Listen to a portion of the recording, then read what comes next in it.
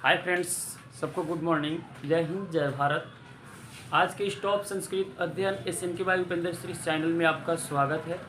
तो आज फिर आप देख रहे हैं कारक और विभक्ति का पार्ट 6, जो यानी कि कारक और विभक्ति सबसे इम्पोर्टेंट आपके एग्जाम के लिए। अगर कारक और विभक्ति अगर पूरा का पूरा वीडियो देख लेंगे तो 5 नंबर आपका निश्चित रूप से क्लियर हो जाएगा। इसमें कैसे क्वेश्चन पूछता है, आपको पहले भी सारे वीडियो में आपको बताया है कि अनुवाद से क्वेश्चन पूछता है। उसके बाद यानी कि ऑब्जेक्टिव में यानी कि क्वेश्चन पूछेगा कि भित्रार्था नाम भय हेतु का उदाहरण कौन है।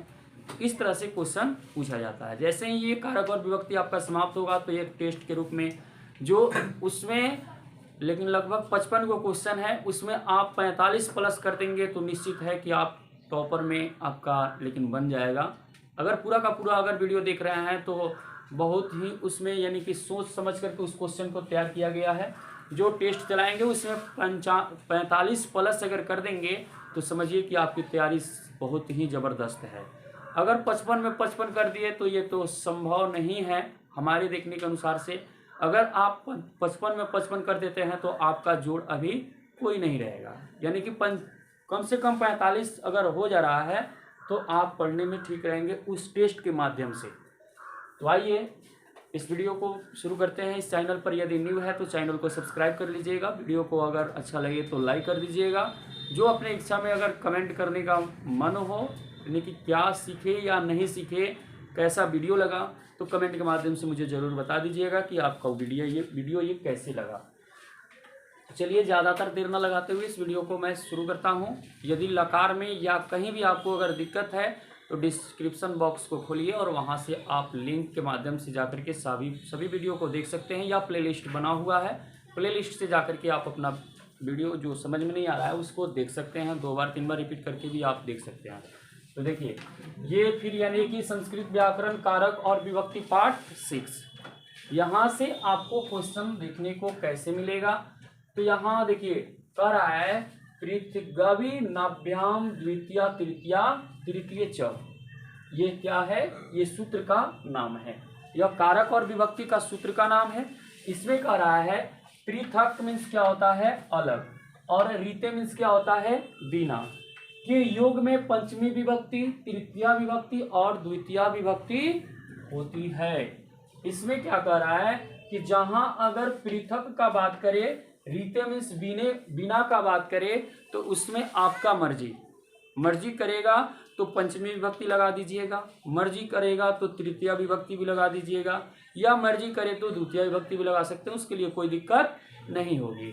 आप इसमें वही चीज बता रहा है कि पृथक मीन्स अलग, रीते मीन्स होता है बिना, के योग में पंचमी विभक्ति, तृतीया विभक्ति और साथ में द्वितीय विभक्ति का भी प्रयोग उसमें किया जाता है। जैसे में हम देख रहे हैं कि आंवले के तेल से अलग यह तेल है, अलग का बात कर दिया, अलग का बात कर दिया, तो अलग का बात कर दिया तो आपको ये बताए हैं कि विभक्ति का जो नियम बताता है उसके पीछे वाला शब्द में जोड़ा जाता है, बताया है ना।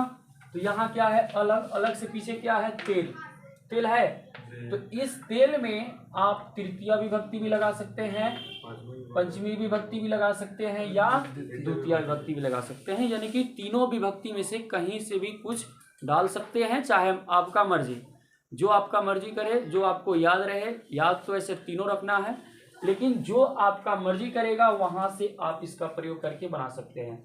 इसमें लगभग अनुवाद नहीं आएगा, अनुवाद तो पूछेगा तो थोड़ा ये भास्ट हो जाता है, लेकिन भास्ट कुछ नहीं, आप पढ़ रहे हैं तो आपके लिए कुछ नहीं है। तो इसमें देखिए क्वेश्चन कैसे पूछता है। यहाँ से क्वेश्चन पूछेगा कि निम्नलिखित में या कह देगा कि पृथक में कौन सा विभक्ति का प्रयोग किया जाता है, तो ऑप्शन को अच्छा से पढ़ करके तब उसमें टच करना है।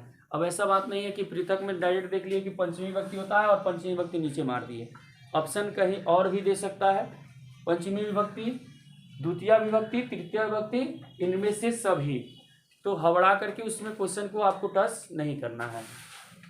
तो क्या समझे, पृथक का बात करें या रीते का बात करें तो इसमें कौन सा विभक्ति का प्रयोग करते हैं, तृतीया, पंचमी और द्वितीय भी हम लगा सकते हैं, इसके लिए कोई दिक्कत नहीं होगा। फिर उसके बाद देखिए धर्म के बिना क्या मिल गया यहाँ बिना, तो बिना रहेगा तो फिर वही बात तृतीया, पंचमी या द्वितीय विभक्ति, तो बिना से पहले क्या है धर्म, तो धर्मात् लगा दीजिए या धर्मेन लगाइए या धर्मम लगाइए, तीनों में से कोई एक लिख लीजिएगा। अनुवाद जब भी बनाइएगा तो आपको यहाँ ये इसको लिखने की जरूरत नहीं है, क्योंकि आपको हम समझाने के लिए बताए हैं कि यहाँ तीनों का प्रयोग करते हैं। तो इसमें से मर्जी करेगा तो आप एक ही लगाइएगा, कोई भी, चाहे पंचमी लगाइए या तृतीया लगाइए या द्वितीया लगाइए। रीते मीन्स बिना होता है, सुखा मीन्स सुख, अन्ना मीन्स नहीं, या मिलती है यानी कि लट लकार, तो मिल मीन्स मिलना, तो क्या हो जाएगा मिलती, इसका प्रयोग कर देंगे। समझ में आया? फिर अगला देखिए, अन्यार्थ है। अन्यार्थ है में क्या कह रहा है? अन्य, इतर, अतिरिक्त, भिन्न आदि अन्यार्थक शब्दों के योग में पंचमी विभक्ति का प्रयोग होता है। अब आपको ये शब्द जहां भी आपको देखने को मिल जाएगा, क्या क्या? अन्य, उसके बाद में इतर, अतिरिक्त या भिन्न आदि अन्यार्थक शब्दों के योग में अन्य भी और भी है, जो ऐसे शब्द अगर रहते हैं तो उसके साथ में कौन सा विभक्ति का प्रयोग करेंगे? पंचमी विभक्ति के लिए। जैसे में हम देख रहे हैं कि मित्र के सिवा दूसरा कौन सहायक हो सकता है? अन्य मीन्स क्या होता है? दूसरा, सिवा, सिवा होता है। तो यहाँ मित्र के सिवा, तो सिवा कह रहा है तो इसका अन्य हो गया। अन्य से पहले कौन विभक्ति? पंचमी विभक्ति, क्योंकि आप पढ़ रहे हैं क्या? अन्य, इतर, अतिरिक्त, ये शब्द आदि शब्दों के योग में कौन सा विभक्ति? पंचमी विभक्ति। ये शब्द आपको जहां भी दिख जाए इसके पीछे वाले शब्द में पंचमी विभक्ति का प्रयोग करना है। जिस तरह से यहाँ है, क्या हुआ है? मित्रात अन्य, कह मीन्स यानी कि कौन, सहायक का सहायक, भवती मीन्स होता है या हो सकता है। उसके बाद देखिए, इसमें ये सब अधिकांश आपसे ऐसे क्वेश्चन पूछेगा कि इसमें से कौन सा विभक्ति होती है, कह देगा अन्य में कौन सा विभक्ति, तो कौन विभक्ति? पंचमी विभक्ति। फिर उसके बाद में कहेगा कि रीते में कौन सा विभक्ति? पंचमी विभक्ति, तृतीया विभक्ति और द्वितीय विभक्ति। ऐसे क्वेश्चन पूछा जाएगा। अनुवाद में संभवतः क्वेश्चन कम बनने की संभावना रहेगा, लेकिन सबसे ज्यादा क्वेश्चन अनुवाद में कहाँ से आएगा? मित्रार्था नाम भय हेतु, डर का कारण, कितना बार रिपीट किया हुआ है।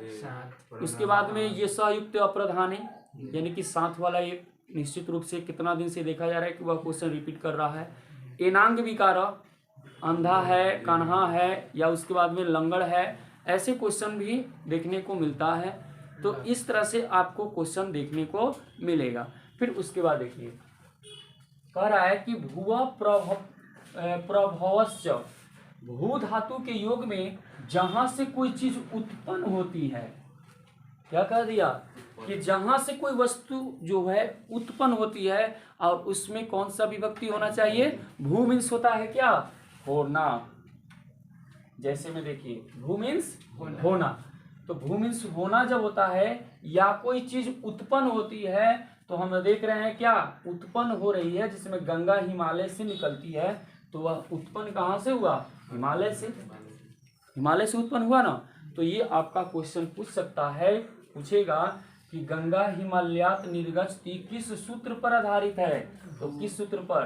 तो भुव प्रभवश्च, ये इसका सूत्र का नाम है।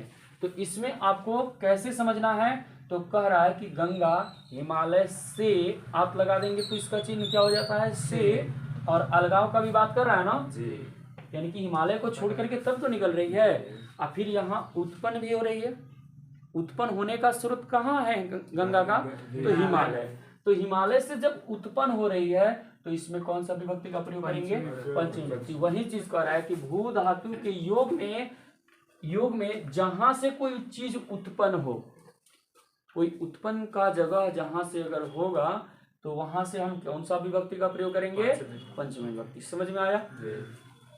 इसके आगे आपको पंचमी विभक्ति में बस इतना जितना VVI था उतना करा दिए, और भी होता है कारक और विभक्ति बहुत होता है, लेकिन जो VVI नहीं है उसको अभी हम छोड़े हैं, जो VVI है तो उसको हम आपको यानी कि दिखा रहे हैं।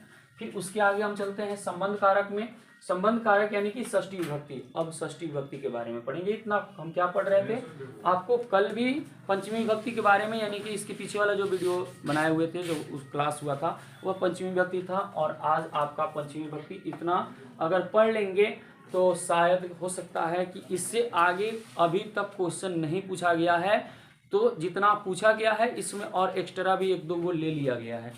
फिर उसके बाद देखिए, आगे जो है क्या, दूरम अंतिकम मीन्स क्या होता है, समीप। दूरम अंतिकम मीन्स समीप। और एक पहले भी समीप के बारे में पढ़ाए हैं, जो द्वितीय विभक्ति का प्रयोग किया जाता है। यहाँ कह रहा है कि दूरम या अंतिकम, जब भी दूरम का बात करेंगे या अंतिकम का बात करेंगे तो इसका मतलब क्या होता है, समीप। समीप का और भी होता है। तो शब्द के ऊपर अनुस्वार उसको देखिएगा, प्रति या निक्सा जब भी लगाइएगा तो उसमें द्वितीय विभक्ति लगाइएगा। अगर समीप के लिए दूरम का प्रयोग कर दिए या अंतिकम का प्रयोग कर दिए, अंतिकम का प्रयोग कर दीजिएगा तो कौन सा विभक्ति, उसमें षष्ठी विभक्ति का प्रयोग होगा आपका। देखिए ये हो गया क्या। फिर उसके बाद कुशलम, हितम आदि शब्दों के योग में कौन सा विभक्ति, षष्ठी विभक्ति का प्रयोग करेंगे। इसमें कहता है, जैसे में अगर देख रहे हैं इसमें पंचमी विभक्ति होता है, षष्ठी विभक्ति होता है, लेकिन यहाँ समझिएगा दूरम और फिर अंतिकम के योग में कौन सा विभक्ति, पंचमी विभक्ति। ये शायद पंचमी विभक्ति में भी आपको पढ़ा दिया है। दूरम और अंतिकम इसका होता है समीप। ये क्या हो जाएगा, इसमें कौन विभक्ति, पंचमी विभक्ति, क्योंकि पंचमी होगा। और कुशलम और हितम के आदि शब्दों के योग में षष्ठी विभक्ति है। बाकी यहाँ से देखिए दूरम और अंतिकम के योग में पंचमी विभक्ति भी होती है, दोनों होता है। हाँ तो देखिए यहाँ कह रहा है क्या कि गांव से दूर विद्यालय है ना, गांव से दूर विद्यालय है। तो यहाँ क्या आया, दूर। तो दूर में आप षष्ठी विभक्ति भी लगा सकते हैं या पंचमी विभक्ति लगा सकते हैं, इसके लिए कोई दिक्कत नहीं है। तो गांव से दूर, जब दूर का बात आया तो गांव में कौन विभक्ति, षष्ठी विभक्ति लगाइए या पंचमी विभक्ति लगाइए, दोनों आपका सही हो जाएगा। और उसके बाद में दूरम मीन्स दूर, विद्यालय मीन्स विद्यालय, और अस मीन्स सुनागा धातु अस्थि अस्थ संति का प्रयोग जो होता है उसमें आपको लगा दीजिएगा। फिर उसके बाद देख रहे हैं कि विद्यालय के समीप कुआं है। विद्यालय के समीप, समीप आया यहाँ, समीप के लिए हम कौन सा विभक्ति का प्रयोग करेंगे, षष्ठी विभक्ति। और प्रति निक्सा में भी समीप होता है तो प्रति या निक्सा लगाएंगे तो वहां द्वितीय विभक्ति का प्रयोग करेंगे, क्योंकि उसको द्वितीय विभक्ति में पढ़ा है। और यहाँ जैसे ही अंतिकम लगेगा तो आपको षष्ठी विभक्ति या पंचमी विभक्ति, यही दोनों में से किसी का प्रयोग करना होगा। तो क्या हो गया, के लिए ये क्या लगाएंगे, विद्यालयस्य या विद्यालयात, अंतिकम मीन्स समीप, और कूपा मीन्स होता है कुआं, और अस्मिन सोना का धातु रूप अस्थि के ऊपर चल जाएगा। इतना समझ में आया जी। कहीं हो सकता है कि एक और क्लास में आपका कारक और विभक्ति समाप्त हो जाएगा।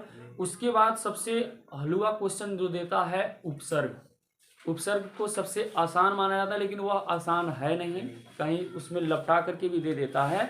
तो इसके बाद लेकिन वीडियो जो भी मिलने वाला है आपको वह मिलेगा उपसर्ग से, जो 2 नंबर के लिए उसमें से पूछा जाता है, और 2 नंबर को वहाँ से हम क्लियर करेंगे। ये सबसे आसान है, इसको समझने की फेरी रहेगा आपको। अगर अच्छा से अगर इसको पढ़ लेंगे तो 2 नंबर क्लियर हो जाएगा, और सबसे आसान है, सबको समझ में आएगा। और इस क्लास में आपको एब्सेंट नहीं करना है, इसको अच्छा तरह से समझ लेना है।